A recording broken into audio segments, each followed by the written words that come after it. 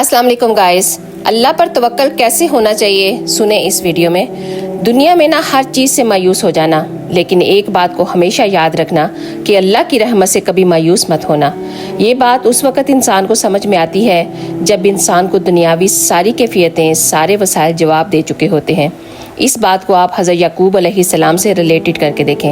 हज़रत यूसुफ अलैहिस्सलाम से उनको बहुत ज़्यादा मोहब्बत थी और वो अपने भाइयों के हाथों गुम हो गए। हज़रत याकूब अलैहिस्सलाम ने इनकी याद में रो रो कर अपनी आंखें गंवा दी। उनकी आंखों में सफ़ेदी उतर चुकी थी और दूसरा बेटा भी जिससे वो बहुत ज़्यादा मोहब्बत करते थे वो भी गुम हो गया, बिन्यामीन।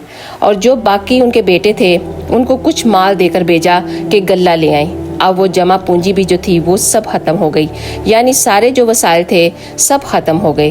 अब वो जो उनके बच्चे थे वो हज़रत यूसुफ अलैहिस्सलाम के पास जाते हैं और उन्हें कहते हैं कि आप हमें हैरात कर दें, क्योंकि हमारे पास गल्ला लेने के लिए भी पैसे नहीं हैं। अपने ही भाई से भीख मांग रहे हैं। लेकिन जब वो जा रहे थे ना तो उनसे हज़रत याकूब अलैहिस्सलाम ने फरमाया, तुम ऐसे करना, अब हालात बद से बदतरीन तो हो ही गए हैं, तुम ना हज़रत यूसुफ अलैहिस्सलाम को तलाश करना। यहाँ पर आप उनका सब्र और तवक्कल देखें अल्लाह पर कि सब कुछ तो ख़त्म हो ही चुका है, लेकिन अल्लाह की रहमत अभी बाकी है। उसकी रहमत से मायूस ना होना, वो हमें बेहतर रास्ता दिखाएगा। और अल्लाह की रहमत से मायूस होने वाले तो खसारा पाने वालों में से हो जाते हैं।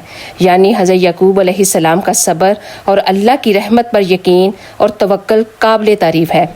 यकीन करें, अल्लाह सब्र करने वालों को कभी तन्हा नहीं छोड़ता। तो मैं आपसे कहूँगी कि आपके हालात कैसे ही क्यों ना हो जाएं, आप कितनी ही मुश्किल में क्यों ना पड़ जाओ, आप अल्लाह की रहमत से कभी मायूस मत होना।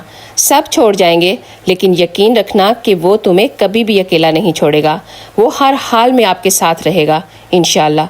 तो अगर आपको ये वीडियो पसंद आई हो तो प्लीज़ एक दफ़ा शेयर करना मत भूलिएगा। आप सबका बहुत बहुत शुक्रिया। जज़ाकल्लाह खैर।